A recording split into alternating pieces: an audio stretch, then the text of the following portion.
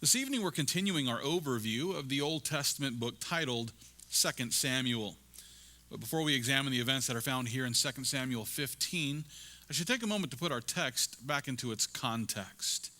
It'll help you to remember that David's third son, Absalom, he had murdered his half-brother Amnon, and the reason for this act of manslaughter was simply revenge.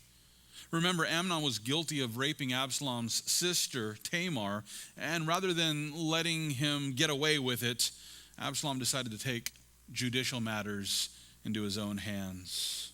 And so he murdered his half-brother, Amnon. And then in order to escape the punishment that he actually deserved, Absalom fled from Israel, and he spent 2 years in Geshur.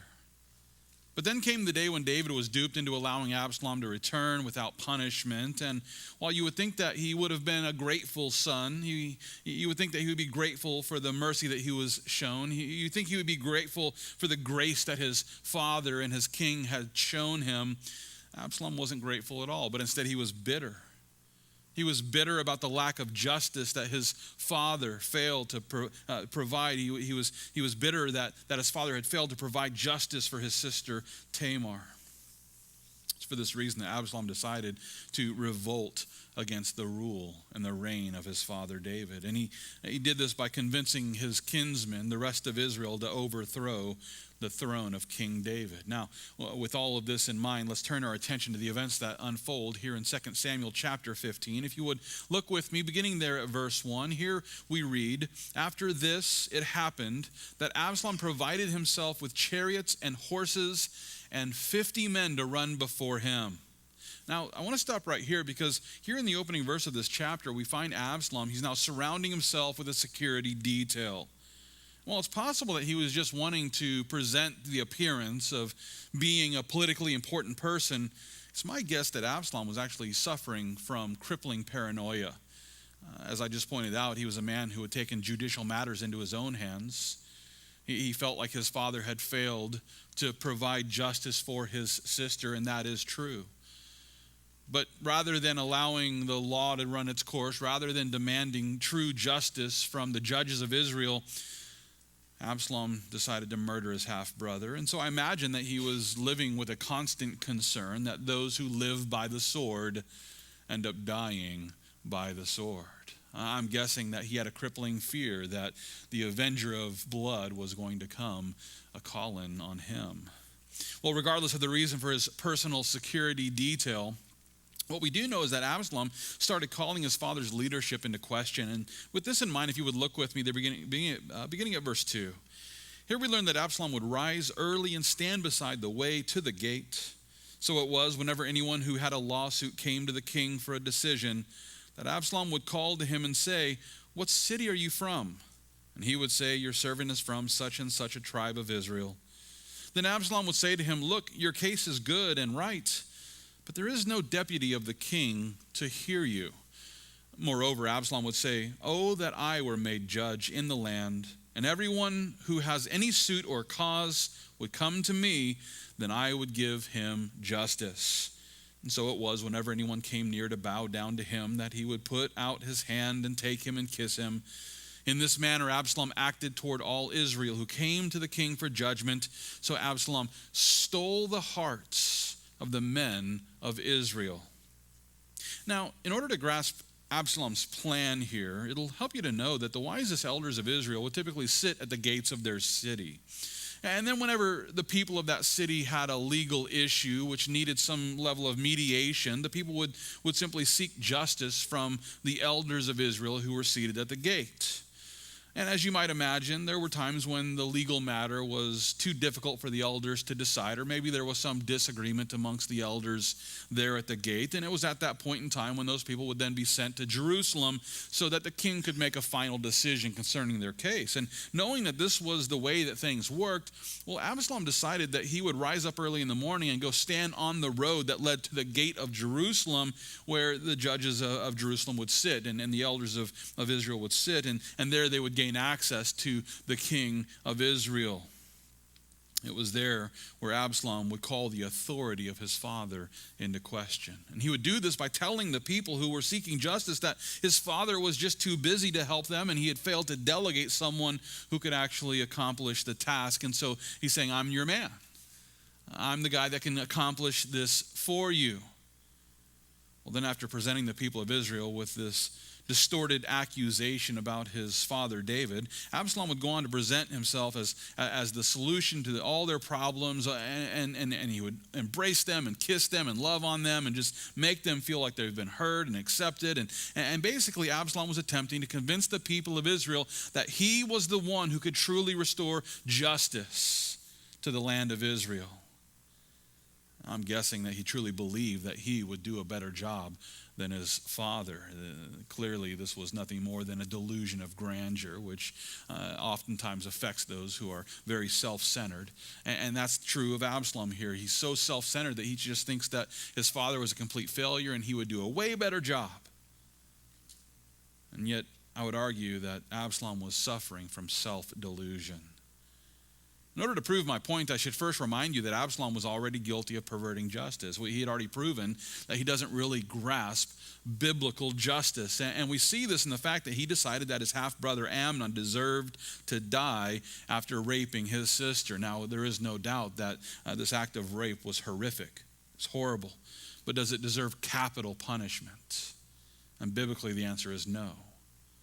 Amnon deserved to be punished according to the law, but capital punishment was way too extreme for the crime. So I would argue that Absalom's decision to carry out capital punishment on his half-brother Amnon, it's not based in true justice, but rather it's based in his desire for revenge. Well, not only did Absalom fail to provide true justice in the case of his sister's rape, but he also sought to escape the justice that he himself deserved after murdering Amnon. So he demands justice in the case of Amnon, but wants to avoid justice in his own case. And so that's why he fled and left the land of Israel, was to avoid receiving the justice that he deserved. Think about it. Absalom was a man who deserved capital punishment because of his crime of manslaughter. However, rather than handing himself over and standing for biblical justice, he instead surrounded himself here with bodyguards in order to avoid capital punishment. Clearly, this is not a man who understands biblical justice.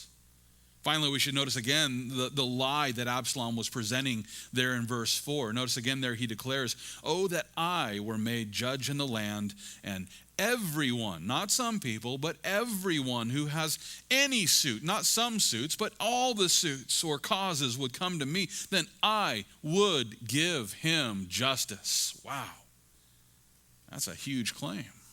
One that no judge could really follow up on except for the one true judge, which is the Lord Jesus Christ. But as we consider this promise of justice for everyone, I can't help but to wonder what he would do on the day when Amnon's mother showed up and demanded justice for the murder of her son. How would he, how would he officiate that case? Because in order to provide true justice for Amnon's mother, he would have to hand himself over for capital punishment. You better believe he wasn't about to do that. And so there's no way for him to make good on this promise to provide everyone who has any suit true justice. Well, sadly, the people of Israel began to embrace Absalom because he was embracing them. He was embracing them and kissing them and making them feel loved. And so they embraced him. He stole their hearts. As a matter of fact, look with me again there at the end of verse 6. There we learn that Absalom stole the hearts of the men of Israel. That word stole in this context, it speaks of deception which is accomplished in secret. So we see then that Absalom was secretly deceiving the people of Israel so that they might help him with his plans. And his plans? Well, his plans were to overthrow his father's throne. This sort of reminds me of the warning that the Apostle Peter presented in 2 Peter chapter 2. It's there where he warns the church about the false teachers who will secretly bring in destructive heresies. Oh, they don't come in, just preaching their heresy. No, they secretly bring in destructive heresies. They want to pull people off to the side and have those one-on-ones and make them feel all warm and loved and embraced. And then they begin to slowly, secretly bring in those destructive heresies. Christian, listen, the church is actually filled with Absaloms. The church is filled with Absaloms who are happy to tell us whatever we want to hear just so that we can join up with them, so that they can steal our hearts. It's sad to say that there are many backslidden believers who are following after these sorts of false teachers, and the reason why is because they love to hear the beautiful lies of the Absaloms of the world. What's even worse is that there are leaders in the church who actually have invited these false teachers in just because of their own lack of discernment. And with this in mind, let's consider the example of this that David sets. If you would look with me beginning at verse 7, here we read, "Now it came to pass after 40 years that Absalom said to the king, 'Please let me go to Hebron and pay the vow which I made to the Lord.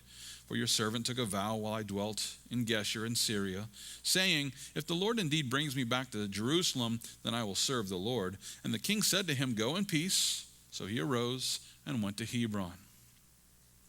Here in these verses we find Absalom, and it says here that it came to pass after 40 years, and yet I would just point out that it is a bit of a Bible difficulty, but I believe what this is saying is that this happened at the time of Absalom's 40th birthday.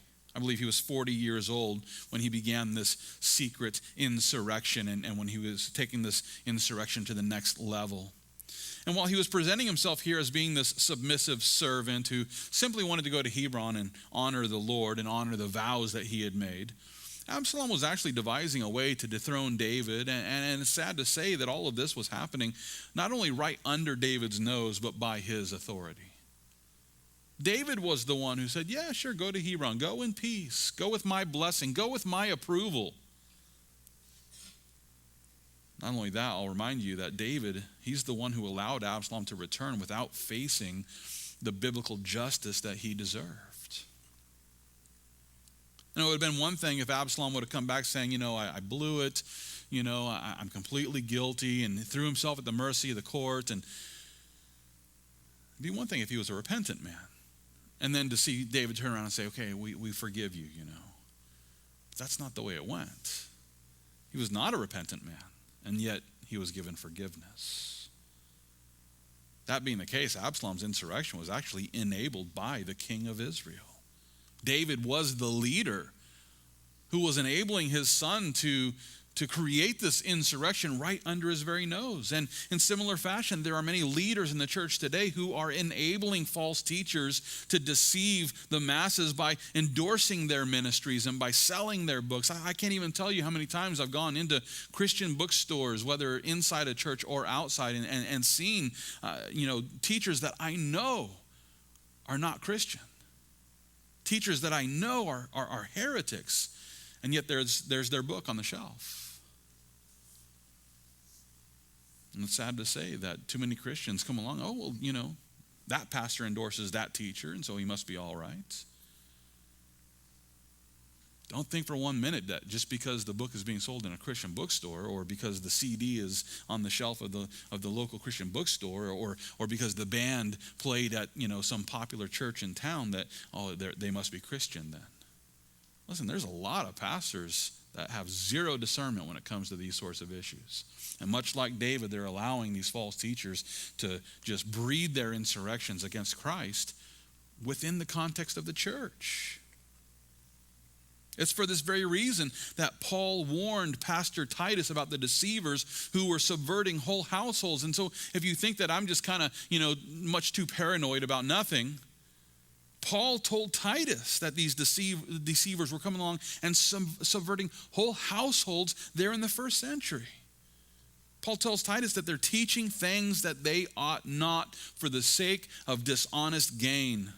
And then rather than allowing Titus to endorse those ministries of those false teachers, Paul declared their mouths must be stopped. That's what Paul says. Their mouths must be stopped. Not only that, but he encourages Titus to rebuke them sharply so that they might be sound in the faith. Based on this, I would insist that every good pastor should be ready to rebuke false teachers who are leading people astray with false doctrines. Because listen, if we don't, if the leaders of the church don't, then we're simply just allowing the Absaloms of this world to lead the church astray with doctrines of demons. Sadly, David here is allowing his son to lead the people of Israel astray. He's allowing Absalom to lead the people of Israel into this act of insurrection. And with this in mind, look with me there beginning at verse 10. Here we learn that Absalom sent spies throughout all the tribes of Israel, saying, as soon as you hear the sound of the trumpet, then you shall say, Absalom reigns in Hebron. And with Absalom went 200 men invited from Jerusalem, and they went along innocently and did not know anything. Then Absalom sent for Ahithophel, the Gilonite, David's counselor, from his city, from Gilo, while he offered sacrifices. And the conspiracy grew strong, for the people with Absalom continually increased in number. Here in these verses, we find Absalom. He's establishing his insurrection from the city of Hebron. And in order to understand why he went to Hebron, I would guess that this is due to the fact that Hebron was actually the place where the prophet Samuel anointed King David. Not only that, but this was also where he first began to reign over Judah. Remember, David reigned in Hebron for 7 years before becoming king over all of the tribes and all of the land. Based on this, it's possible that Absalom saw Hebron as a great place to set up his own headquarters. And it was there in Hebron where his conspiracy to claim the king's crown, well, it grew stronger there. And we should notice that he did this by sending out heralds throughout all of the land to all the different cities. And these heralds were sent to deceive the people into believing that he had already ascended to the throne there in Hebron. And you know what's sad to say? That the people there in Israel were quick to believe this rumor.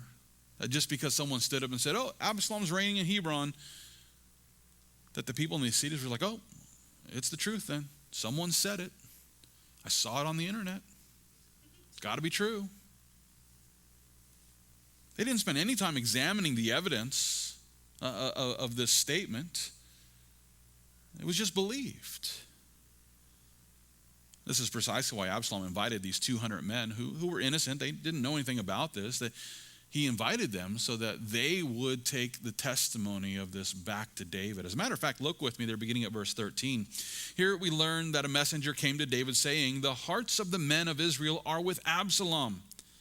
So David said to all of his servants who were with him at Jerusalem, arise and let us flee, or we shall not escape from Absalom. Make haste to depart, lest he overtake us suddenly and bring disaster upon us and strike the city with the edge of the sword. And the king's servants said to the king, we are your servants, ready to do whatever my lord the king commands. Then the king went out with all his household after him. But the king left 10 women, concubines, to keep the house. And then the king went out with all the people after him and stopped at the outskirts. Then all his servants passed before him, and all the Cherethites and the Pelethites and the Gittites, 600 men who had followed him from Gath, passed before the king. Now here in these verses we find David, he's responding now to the rumor that he had received from this unnamed messenger, more than likely one of those 200 men that Absalom brought along. But rather than investigating the truth of the claims that he had received, David immediately reacts by encouraging his servants to flee with him so that they could escape from the anger of Absalom.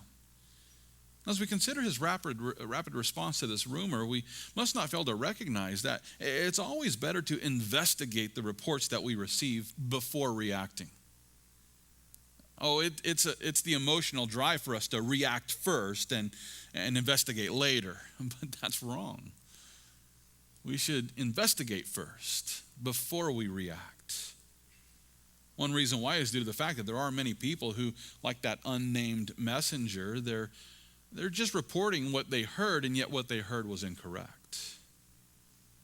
That unnamed messenger was innocently repeating a rumor without actually making sure that the rumor was actually true. And we know many people like this. They innocently repeat a rumor thinking that it's the truth, but they themselves never actually investigate it. They're just telling you what they heard. Christian, listen, just because you trust the person who's providing you with the information doesn't automatically prove that that person has the facts straight. You might trust that person, but that doesn't mean that person's trustworthy. You might trust that person, but that doesn't mean that they received information from someone who's trustworthy. When you start receiving third, fourth-hand information, who knows what happened along the way? And so if you just instantly react, you might be reacting to something that's not even true, though the person who tells you thinks that it's true. Listen, people are quite often confused about what they heard. And not only that, but it's also possible that they've received that information from a source that they couldn't really trust. That being the case, we would all do well to go and check the facts before we run out and repeat the reports that we've received. God forbid that the church would be known for spreading rumors and false news. In order to understand why this is so important, let's continue to consider the way in which this information affected those who were following King David. And so if you would look with me there, we'll pick up our study at verse 19. Here we learn that the king said to Ittai, the Gittite, "Why are you also going with us? Return and remain with the king, for you are a foreigner and also an exile from your own place. In fact, you came only yesterday. Should I make you wander up and down with us today, since I go, I know not where? Return and take your brother back. Mercy and truth be with you." But Ittai answered the king and said, "As the Lord lives, and as my lord the king lives, surely in whatever place my lord the king shall be, whether in death or life, even there also your servant will be." So David said to Ittai, "Go and cross over." Then Ittai the Gittite and all his men and all the little ones who were with him crossed over. And all the country wept with a loud voice. And all the people crossed over. The king himself also crossed over the brook Kidron. And all the people crossed over toward the way of the wilderness. Now, here in these verses, we find the servants of David. They're fleeing for their lives. Even this guy who had just arrived the day before, they're all fleeing for their lives because they've believed this rumor that Absalom truly is reigning in Hebron. And so they begin to make their way out of Jerusalem over the brook Kidron, and they're making their way to the wilderness. They're headed to the Jordan River, and they're going to cross over. Now, it's true that Absalom was, in fact, organizing an army against David. That part is true. And yet it's also true that David's decision to lead his family and his friends out of Israel was simply based on a report that came from a friend who had been deceived into thinking that Absalom's army was much larger than it actually was. And David's departure enabled Absalom to actually bolster his army even more. And that wouldn't have been the case if David would have said, "Oh no, we're going to stay and fight." And yet David, I think, wanted to protect his family and avoid a civil war. And so he's simply making his way out of Israel. I would argue, though, that it would have been more prudent for David to stop, to avoid the reaction and to simply check the facts first. Is Absalom truly reigning in Hebron? He should have checked it out first. He should have sent spies. He should have investigated, but he didn't. Instead, he rushed to make this rash decision to run away. And as a result, the country wept with a loud voice as they left their homes. We see then how David's decision ends up impacting all of these people. In light of this, it's important for every Christian to realize that the devil and his demons are constantly trying to trick us into believing that they have way more power than they actually have. Oh, just go, watch the Hollywood horror movies, and you'll see this weird empowering of demons, that I don't think is actually true. Now, I'm not suggesting that demons are weak. They're fallen angels, and angels are definitely powerful, more powerful than us. And yet, Christ in us is greater than he who's in the world, right? I'll remind you that Jesus has given authority to Christians over demons. And so if you allow yourself to be filled with fear because of all these Hollywood movies that want to convince us that these demons are much more powerful over our lives than they actually are, have fun with that, but I'll choose to believe what the Bible says. The devil and his demons want to trick you into thinking that, Satan rules in Hebron. Run away. And if you're a Christian who is constantly fleeing from the enemy, I would simply just remind you of what John wrote in 1 John 4, verse 4. There he declares, you are of God, little children, and have overcome them, because he who is in you is greater than he who is in the world. If Christ is dwelling in your heart, and Christ is the one who created those angels who fell, then we don't need to worry about demons. And we don't need to run away when we hear that Satan is ruling in Hebron. We don't have to worry about it, because greater is he who is in us than he who is in the world. Now, it's possible that you've allowed the lies of the enemy to lead you into the wilderness, and maybe you've been running away and you don't know what to do. And if so, I would encourage you to consider what David did next. And if you would, look with me beginning at verse 24. Here we read, there was Zadok also, and all the Levites with him, bearing the ark of the covenant of God. And they set down the ark of God, and Abiathar went up until all the people had finished crossing over from the city. Then the king said to Zadok, carry the ark of God back into the city. If I find favor in the eyes of the Lord, he will bring me back and show me both it and his dwelling place. But if he says thus, I have no delight in you, here I am, let him do to me as seems good to him. Here in these verses we find David, he's beginning to regain his composure after reacting to the rumor. And I think now that they're on the move, he's beginning to realize that, Absalom isn't the one in control here. Because he wasn't. Oh, Absalom thought he was. But he wasn't. The Lord is the sovereign king of heaven and earth, and though Absalom convinced David to leave the throne of Israel, the God of heaven is still on his throne. And no one can dethrone the Lord. It's just not going to happen. The Lord is the sovereign king of heaven and earth, and what this means then is that he's the one ultimately in control. He's the one who is large and in charge. He's the one who has everything under his control. And while it doesn't seem like that a lot of times, it's true. He's on the throne. We no longer need to fear the enemy, because remember, greater is he who is in us than he who is in the world.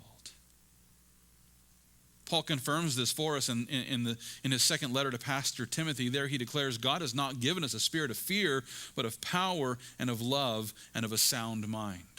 I love that. And in Romans 8, Paul elaborated on this truth by assuring his Roman readers that we did not receive the spirit of bondage again to fear, but we received the spirit of adoption, by whom we cry out, Abba, Father.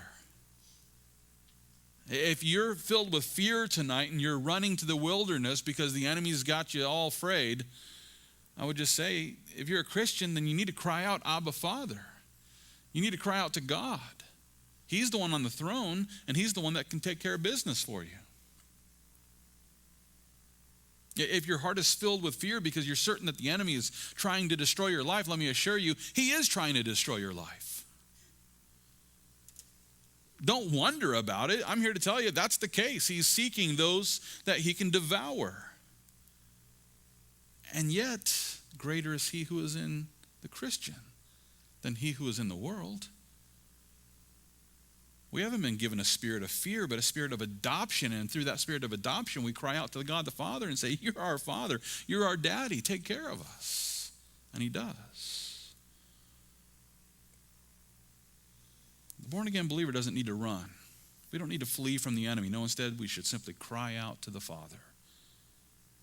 And as we do, we just need to have that heart that rests in assurance that God is going to do with us whatever seems good to him. That's the reality of it. The Father will do with us whatever seems good to him. And whatever seems good to him is the best thing for us. Furthermore, I would also encourage you to seek the insights of the spiritual leaders that the Lord has raised up here within your church. And in order to explain what I'm saying here, if you would look with me beginning at verse 27, Here we read, the king also said to Zadok the priest, are you not a seer? Return to the city in peace, and your 2 sons with you, Ahimaaz, your son, and Jonathan, the son of Abiathar. See, I will wait in the plains of the wilderness until word comes from you to inform me. Therefore Zadok and Abiathar carried the ark of God back to Jerusalem, and they remained there.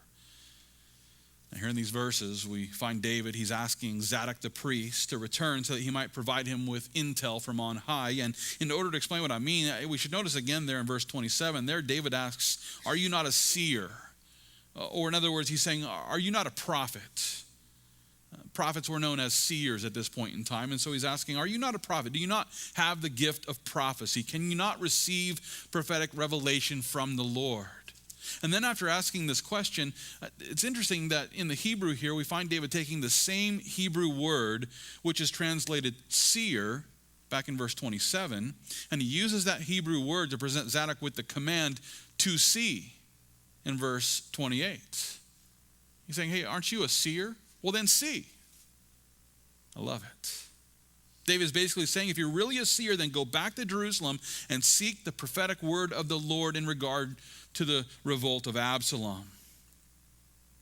David then tells him, I'm going to go wait in the plains of the wilderness until you see something. So you see, and then report to me. I'm going to be there in the wilderness waiting for your report. From this we see that David was leaning on the high priest of Israel, who was a prophet, to provide him with spiritual insight into this revolt. And not only did David seek instruction from the priest, but he also spent time praying to the Lord. And with this in mind, look with me beginning at verse 30. Here we learn that David went up by the ascent of the Mount of Olives and wept as he went up. And he had his head covered and went barefoot. And all the people who were with him covered their heads and went up, weeping as they went up. Then someone told David, saying, Ahithophel is among the conspirators with Absalom. And David said, O Lord, I pray, turn the counsel of Ahithophel into foolishness. Now, here in these verses, we find David, he's grieving over the fact that his former friend, and we learned earlier in this chapter that he was a counselor of David. This man named Ahithophel was now helping Absalom.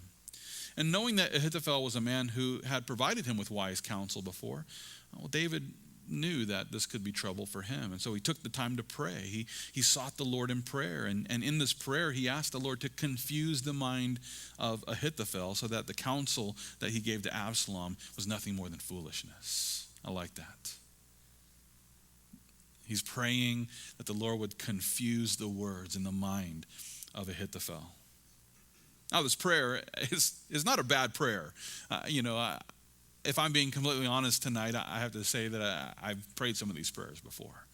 Lord, just confuse the mind of that person that's trying to do our church harm. Confuse the mind of that person who's attempting to spread false, accusations and rumors. I have prayed those prayers against those who seek to harm me in this fellowship. At the same time, though, I believe that we would do better to spend more time asking God to give us the wisdom that we need. It's one thing to say, Lord, confuse their counsel, but it's even better for us to say, God, give us counsel, give us wisdom, help us to know what to do with our life and how to make good decisions that are in line with his will. And I think that God did give David wisdom in how to deal with this. And with this in mind, I want to consider the next decision that David makes, which was sure to sabotage the sedition of Absalom. If you would look with me beginning at verse 32, here we read, it happened when David had come to the top of the mountain where he worshiped God. There was Hushai the Archite coming to meet him with his robe torn and dust on his head. David said to him, if you go on with me, then you will become a burden to me. But if you return to the city and say to Absalom, I will be your servant, O king, as I was your father's servant previously, so I will now also be your servant, then you may defeat the counsel of Ahithophel for me.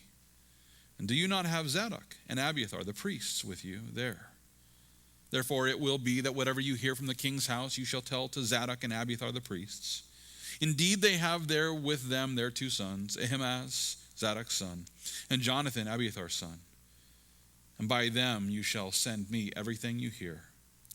So Hushai, David's friend, went into the city, and Absalom came into Jerusalem. Now, here in the final verses of this chapter, we find David. He's worshiping God, and I love to see that. He's worshiping God, and though he finds himself on the run, though he finds himself, in dire straits, he still has the mind to pray and to worship. And as he's worshiping God, here comes his friend Hushai. And Hushai, he sets out to faithfully follow his good friend David into the wilderness. But David asks him to stay. He asks him to return to Jerusalem with Zadok and Abiathar. The reason for this request was because David wanted Hushai to defeat the counsel of Ahithophel. And I believe that this was a decision which was based on wisdom that the Lord had given him as he was worshiping. At the same time, though, David's request was placing his friend Hushai in a very tough situation.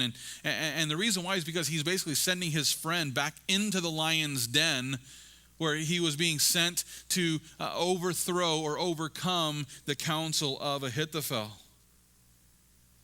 And knowing that this was a real tough request, David directed Hushai to remain in fellowship with Zadok the high priest. And I love that counsel. He's saying, you're going to go as a sheep into this den of wolves, so don't lose touch with the high priest. And it's great counsel. And as we consider this counsel, I can't help but to consider the prayer that Jesus prayed. It's called the high priestly prayer, and it's found in John chapter 17. If you would, let's turn to John chapter 17. And as you make your way to the 17th chapter of John's gospel account, I want to point out that there are many Christians who find themselves in the world. They find themselves in a secular job. They find themselves surrounded by unbelievers. They find themselves sheep amongst wolves. And yet they don't stay connected with the high priest, who is Jesus Christ. Next thing you know, they're sheep who are simply living with wolves, rather than being the evangelist and the light in the dark place that they've been called to become.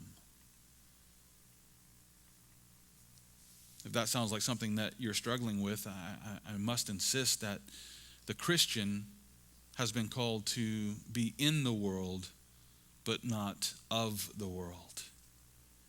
We haven't been called to go and fellowship with the world. We've been called to lead them to Christ while we fellowship with the church.